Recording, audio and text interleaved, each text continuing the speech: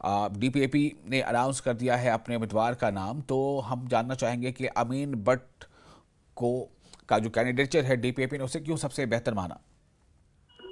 देखिए, जैसे आजाद साहब ने पार्टी जब बनाई थी, उन्होंने यही नारा दिया था कि ये पार्टी आजाद होगी, क्योंकि हमारे कायद जो हैं वो भी आजाद हैं। तो इसलिए नौजवानों को आजाद साहब ने मौका दिया है। हमने साउथ कश्मीर में देखा कि वहाँ के लोकल साउथ कश्मीर के जो जिनकी पैदाइश वहीं से है और रहते वहीं हैं, एडवोकेट सलीम परे काबिल तरीन लीडर हैं, वकील भी रहे हैं और प्रैक्टिस अभी भी करते हैं।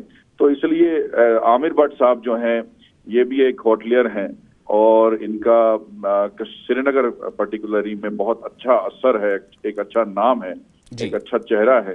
तो हमारी यही कोशिश है कि हम नौजवानों को आगे बढ़ाएं, नए नए चेहरों को जो है आगे लॉन्च करें ताकि उनका मुस्तकबिल बेहतर बने, क्योंकि हमारे नौजवान इस वक्त बहुत पीछे हमारी हुकूमत ने कर दिए हैं, क्योंकि ना रोजगार है ना तरक्याती काम हो रहे हैं। तो आजाद साहब ने नौजवानों को अपॉर्चुनिटी दी कि इस पार्टी को नौजवान ही आगे बढ़ा सकते हैं। और खासकर ये एक मैसेज है कि जो लोग हम पे इल्जाम लगा रहे थे कि हम बीजेपी के साथ हैं, और हमने अलायंस करने की भी कोशिश की, लेकिन उन तंजीमों का जब बीजेपी के साथ डायरेक्टली और इनडायरेक्टली ताल्लुक हमने देखा और उनकी एक कोशिश है कि हम बीजेपी के साथ मिलके जो है चुनाव लड़ेंगे, तो आजाद साहब ने बिल्कुल नकार दिया वो प्रपोजल।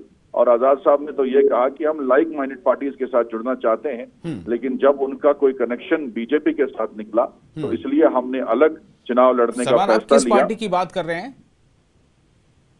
जिन पार्टियों ने साफ कह दिया कि हमारे जो ताल्लुकात हैं वो हिंदुस्तान के वजीर आजम के साथ डायरेक्टली हैं, और जिन लीडरों ने ये भी कहा कि कल को हम बीजेपी का पूरा जितना भी यहाँ काडर है उनको अपने साथ जोड़ेंगे। तो इसलिए हम आजाद हैं और हम इंडिपेंडेंटली जो है चुनाव लड़ेंगे, अपने दम पे चुनाव लड़ेंगे।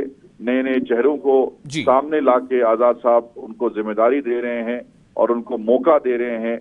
और इसमें कोई फैमिली जो एक फैमिली ऐसे है कि फारूक अब्दुल्ला साहब, फिर उनके साथ बाद उमर अब्दुल्ला साहब, उनके बाद कोई तीसरी जनरेशन, ऐसी महबूबा मुफ्ती की जनरेशन।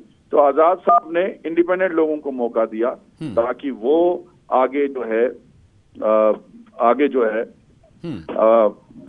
जम्मू कश्मीर का मुस्तकबिल बेहतर बना सके। जी सलमान, तो मतलब आप मोटे तौर पर आप ये कह रहे हैं कि आपकी पार्टी ने डीपीएपी का किसी से कोई अलायंस नहीं है। जो बीच में एक चर्चा हुई थी कि जेकेपीसी, डीपीएपी और अपनी पार्टी और एक आध कुछ पार्टियां मिलकर एक अलायंस बनाएंगी। आप ये आप क्लियर करना चाह रहे हैं, संदेश देना चाह रहे हैं आवाम को कि डीपीएपी इज अलोन इन रे, वो किसी से वो किसी से जुड़ के काम नहीं कर रही।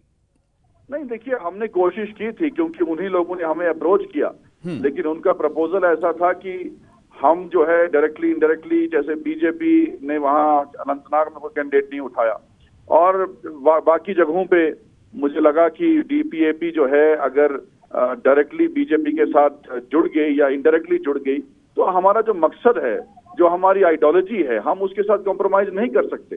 आजाद साहब की आइडियोलॉजी सेकुलर आइडियोलॉजी है। आजाद साहब का जो काम रहा है वो हिंदू हो, मुसलमान हो, सिख हो, ईसाई हो, सबको इकट्ठे लेके आगे बढ़ाने का एक मकसद आजाद साहब का है। एक ख्वाब है कि जम्मू कश्मीर में हमने तरक्की करनी है, तो हम किसी भी आइडियोलॉजी पे कॉम्प्रोमाइज नहीं करेंगे, यही हमारा मानना है। और आगे भी इसलिए हमने कैंडिडेट हर जगह उठाने की कोशिश की है कि हमारा कॉर्डर मजबूत होगा।